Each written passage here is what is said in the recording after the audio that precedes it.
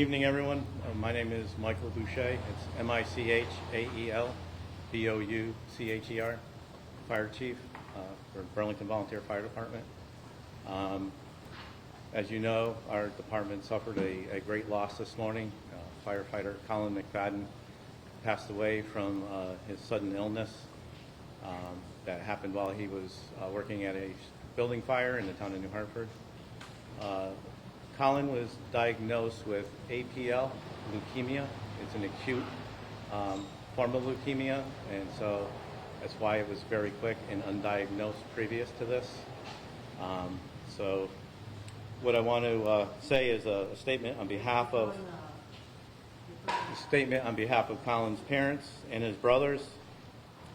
We commend the staff at John Dempsey Hospital for doing everything they could to help Colin, give him every chance possible to pull through. The entire staff provided us with compassion we needed to get through the past 3 days. We are grateful beyond words. The Burlington and Yukon Fire Departments enabled us to focus on Colin by handling everything that came up. They are an amazing group of people. The outpouring of support from first responders across the region and beyond is beyond anything we have imagined. We will have more to say over the next few days and ask everyone to donate blood to support others that will be in need of it. And as you all know, the state's blood supply is very critical, and it could have impacted Colin's care and recovery. So we've reached out and we're pushing that everyone donate blood to get the state's blood supply stable. The messages that you have pushed out over the last day have had a significant impact, that the American Red Cross is being overwhelmed with people signing up to do blood donations. There was one that happened to be scheduled for this Saturday in Burlington. 60 slots were open. They were all filled. They've decided to extend that blood drive. It goes from 8 to 1. It's now going to go to 3:30. They've added additional time slots for people to give blood. In addition, departments and civic organizations around the state have contacted the Red Cross to find out how they can donate and what they can do to stabilize the blood supply.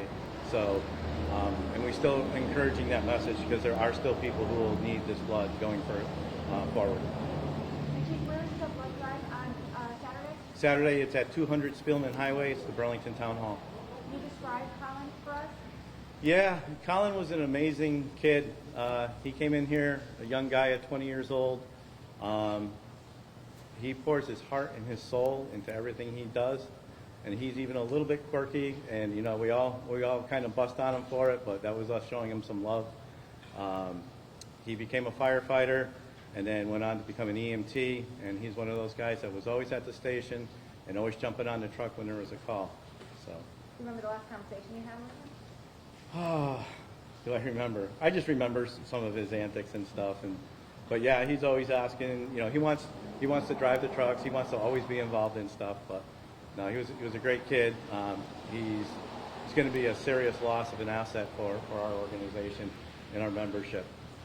So. Do you have any specific memories of any calls he went on, whether fires or EMT calls? And it sounds like he always went above and beyond. Who wants to tell the B story? But keep it G-rated. But keep it G-rated. So basically, we had a call, and at the call, the house had a humongous bee's nest that they found out, and the bees started swarming, and everyone's like, Colin, watch out for the bees, watch out for the bees. He's like, ah! He walked right through the bees, took care of business, and one of the other guys ended up getting stung. So. This was a medical call? I don't know what fire call. CO alarm call. So, but he didn't care. He walked right through them and had no qualms about doing it. And was that the type of first responder if he was, that nothing got in the way? He was always fearless. Yeah. He was fearless, and no matter what his assignment was, he did it and didn't complain about doing it. What type of coworker was he? He's just a funny, quirky guy who he could dish out what he was getting. So put it that way. Always there to help?